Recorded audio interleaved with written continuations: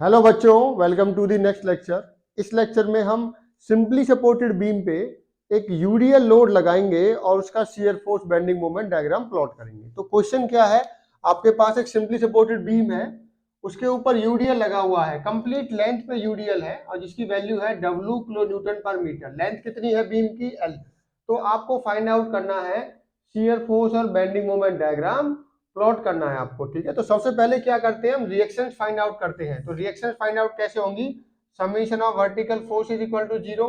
Vertical कितने force दिख रहे हैं आपको? आर ए आर बी तो अपवर्ड है और ये डब्ल्यू वाला नीचे है। यूडीएल तो नीचे लग रहा है और आर ए आर बी कहाँ पे लग रहे हैं? ऊपर। तो ये आ जाएगा आर ए पॉजिटिव है, आर बी भी पॉजिटिव है, ये नेगेटिव हो जाएगा। लोड कितना है? W into L, W into L, क्योंकि यूडीएल को डिस्टेंस से मल्टीप्लाई करते हैं तब जाकर वो लोड बनता है या फोर्स बनता है।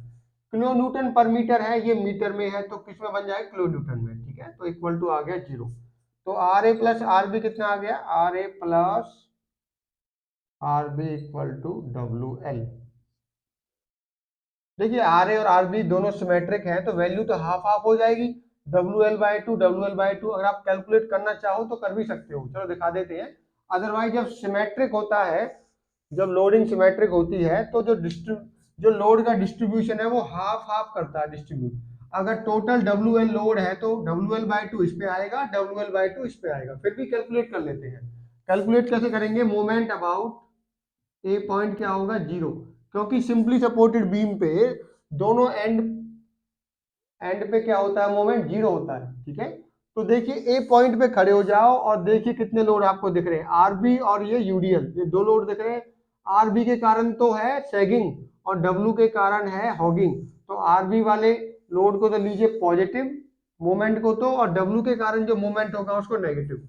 तो आर बी इंटू एक्स, ये तो आ गया पॉजिटिव, माइनस डब्ल्यू, देखो डब्ल्यू इंटू एल, ये तो बन गया लोड।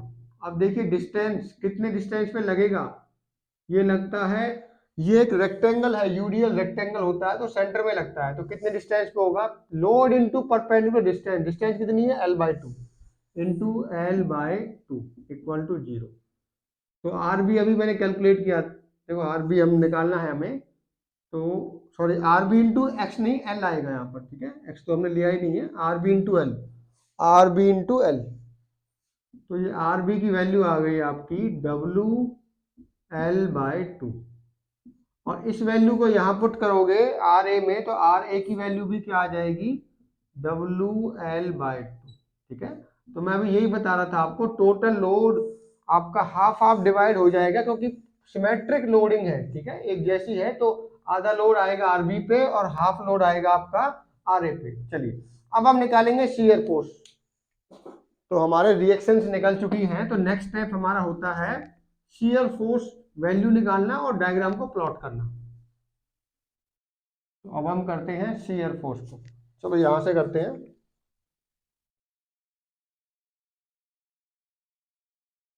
Shear force diagram.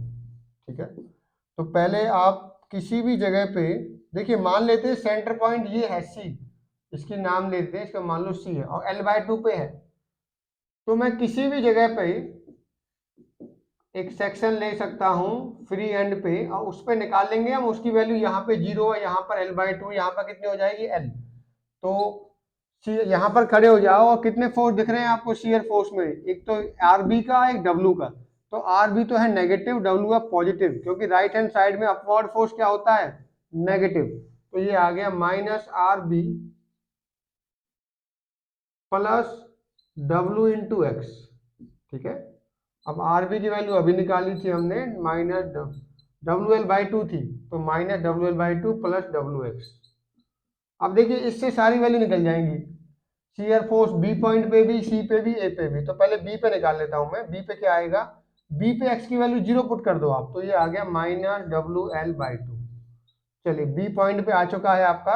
अब निकाल लेते हैं, बी पॉइंट पे निकाल लिया आपने, सी पॉइंट पे निकाल दो। सी पॉइंट पे एक्स की वैल्यू हो जाएगी L/2, तो इस इक्वेशन में एक्स की जगह पे L/2 पुट कर दो, तो ये आ जाएगा माइनस WL/2 प्लस WL/2, कितना आ गया? 0 आ गया। ठीक है, तो सी पॉइंट पे शियर फोर्स कितना है? 0। अब लास्ट रह गया आपका ए पॉइंट पे, ए पॉइंट पे एक्स की वैल्यू एल पुट कर दीजिए आप इस इक्वेशन में, ठीक है। तो minus W L by two plus W L, तो ये क्या आ गया plus W L by to, ठीक है। तो हमारे पास तीनों वैल्यू आ चुकी हैं, बी, सी और ए की, ठीक है। तो अभी मैं प्लॉट कर देते हैं इसको। तो मैं एस बी की वैल्यू यहाँ पे लिख लेता हूँ minus W L by to, और यहाँ पर प्लॉट कर देते हैं इसको। बिल्कुल बीम के नीचे आपको बनाना है डायग्राम, ठीक है। जहाँ पे आपने बीम बनाई है उसके नीचे शियर फोर्स और बेंडिंग मोमेंट डायग्राम बनाना होता है आपको। चलिए यहाँ पर बनाते हैं। मान लीजिए ये हो गया आपके लाइन, ये पॉइंट कौन सा हो गया, बी पॉइंट हो गया, ये पॉइंट आपका सी पॉइंट हो गया, ये पॉइंट आपका ए पॉइंट हो गया। बी पॉइंट पे बताइए वैल्यू क्या, minus W L by to, तो नीचे की तरफ ले जाओ, और ये हो गया आपका डब्ल्यू एल बाई टू, ठीक है। अब ये सी पॉइंट पे क्या है, जीरो। अब जीरो कैसे होगी, इंक्लाइन लाइन बनेगी आपकी। अब ए पॉइंट पे कितना, डब्ल्यू एल बाई टू, तो ये आएगा यहाँ पे, इसका मतलब बिल्कुल सीधी लाइन बनेगी आपकी इस टाइप से, ठीक है। और ये बन गया आपका, ये नेगेटिव है और ये पॉजिटिव है, ये वैल्यू क्या आपकी डब्ल्यू एल बाई टू। तो ध्यान दीजिए यूडीएल के केस में शियर फोर्स डायग्राम कैसा बनता है, ट्राइंगल, ट्रायंगुलर शेप आती है उसकी, ठीक है। अब हम देखेंगे यूडीएल के लिए मोमेंट की जो इक्वेशन आएगी वो पैराबोला की आएगी, तो पैराबोला कर्व बनेगा वहां पर, ठीक है। तो शियर फोर्स में समझ में आ गया। अगर यूडीएल लगा होता है किसी भी बीम पे, तो उस पे ट्रायंगुलर शेप आती है शियर फोर्स डायग्राम की, बेंडिंग मोमेंट डायग्राम की आती है पैराबोलिक फॉर्म। जबकि पॉइंट लोड में क्या था, पॉइंट लोड में शियर फोर्स बनता था रेक्टेंगल और बेंडिंग मोमेंट बनता था आपका ट्रायंगल, ठीक है। चलो ये हम लास्ट जब कंप्लीट कर लेंगे तो ये सारे पॉइंट्स हम मेंशन कर लेंगे वहां पर। मैं आपको कंप्लीट जो भी शेप होती है वो एक साथ लिखवा दूंगा कि कौन से पॉइंट किस टाइप के लोड के लिए कैसी शेप बनती है, चाहे मोमेंट की हो चाहे शियर फोर्स की हो, वो एक साथ ही हम नोट कर लेंगे। अभी आप बनाना सीखिए बनाते कैसे हैं। अब हम देखते हैं बेंडिंग मोमेंट डायग्राम। देखिए बेंडिंग मोमेंट डायग्राम कैसे बनेगा, वही काम करेंगे हम। एक किसी भी जगह पे क्रॉस सेक्शन लेंगे और उस पे मोमेंट निकालेंगे, तो क्या हो गया, यहां पर खड़े हो जाओ और मोमेंट कितने फोर्स दिख रहे हैं, दो, आर बी और डब्ल्यू, दोनों के लिए मोमेंट निकालो। इसके लिए मोमेंट होगा पॉजिटिव क्योंकि सैगिंग है, इसके लिए मोमेंट होगा नेगेटिव, तो आर बी इंटू एक्स क्या आ गया, R B into X minus W into X by two, W into X तो हो गया लोड और कितनी डिस्टेंस पे है, एक्स बाई टू। रिपीट कर देता हूं, यहां पर खड़े हो, यहां पर खड़े होकर आपको यहां से दो लोड दिख रहे हैं, तो आरबी का डब्ल्यू का, तो आरबी इंटू एक्स तो हो गया ये मोमेंट पहले वाला, माइनस डब्ल्यू इंटू एक्स बन गया load, into X by to distance हो गई, ठीक है। तो ये वैल्यू क्या आ गई आपकी, आरबी की वैल्यू क्या आई थी हमारी, W L by two into X minus W x square by two. देखिए ये इक्वेशन किसकी होती है, x square by two, parabola की, तो कैसी शेप आएगी यहाँ पर, पैराबोलिक शेप आएगी। अब आप बी पॉइंट पे मोमेंट निकालोगे तो जीरो आएगा, ए पॉइंट पे निकालोगे तो जीरो आएगा, सी पॉइंट पे निकालोगे तो आपकी वैल्यू आएगी, क्योंकि मुझे पता है मोमेंट एंड पॉइंट पे क्या होता है, जीरो। फिर भी निकाल के दिखा देता हूँ आपको। चलो हम निकालते हैं पहले बी पॉइंट पे। बी पॉइंट पे एक्स की वैल्यू क्या होगी, जीरो, तो zero into something zero minus zero equal to क्या आ गया, जीरो। अब निकाल लेते हैं सी पॉइंट पे, मोमेंट एट पॉइंट सी, तो एक्स की value L by two put कर दो आप इस इक्वेशन में, जहां पर भी एक्स है, तो W L by two into x क्या हो गया, L by to minus W by to, L क्या है आप एक्स की जगह पे पुट कर दो एल बाई टू का स्क्वायर, ठीक है। यहाँ पर एक्स स्क्वायर है तो एल बाई टू का स्क्वायर हो गया, तो ये क्या आ गया, W L square by four minus W by two into L square by four, तो ये क्या आ गया, W L square by four minus W L square by eight, तो ये क्या आ गया, W L square by eight, ठीक है। एलसीएम लोगे तो क्या आ जाएगा, W L square by eight. तो ये वैल्यू आ गई सी पे, ए पे कितनी आएगी, जीरो आएगी, निकाल लेते हैं फिर भी। जहां पर भी एक्स आप एल पुट कर दो तो क्या आ जाएगा, W L by two into L by to minus W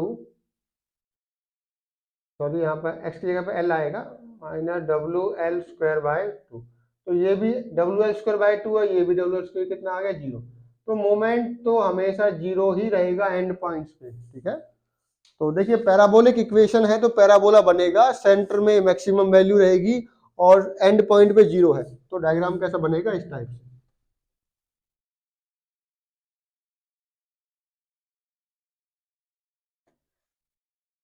देखिए डायग्राम बनाते हैं अभी, यहाँ पर भी 0 है, यहाँ पर भी 0 है और सेंटर में पॉजिटिव वैल्यू है, तो डायग्राम कुछ इस टाइप का बनेगा, ठीक है। नेगेटिव नहीं है, देखो एक ही वैल्यू है पॉजिटिव, तो वो ऊपर की तरफ आएगा, ये दोनों वैल्यू तो 0 है आपकी, तो ये मैक्सिमम वैल्यू क्या आ गई आपकी, ये आ गया WL²/8, ठीक है। कहाँ पर होता है, सेंटर में होता है बिल्कुल, L/2 पे, ठीक है। तो ये हमारा डायग्राम बन गया शियर फोर्स का भी बेंडिंग मोमेंट डायग्राम। तो कभी कभी पूछ लेते हैं what is the maximum value of bending moment when the UDL is acting on simply supported beam. अगर किसी सिंपली सपोर्टेड बीम पे WUDL लगा हुआ है तो बताइए मैक्सिमम बेंडिंग मोमेंट कहाँ होगा, कितना होगा, सेंटर पॉइंट पे होगा, वैल्यू होगी WL²/8, ठीक है। मतलब जितना यूडीएल है उसको लेंथ से स्क्वायर कीजिए डिवाइडेड बाय 8, तो ये होगी मैक्सिमम वैल्यू। किस केस में होगी, ओनली फॉर दिस, जब यूडीएल लगा हो, कंप्लीट लेंथ पे यूडीएल हो और सिंपली सपोर्टेड बीम हो, तो मैक्सिमम वैल्यू इतनी आती है बेंडिंग मोमेंट की, ठीक है। Thank you.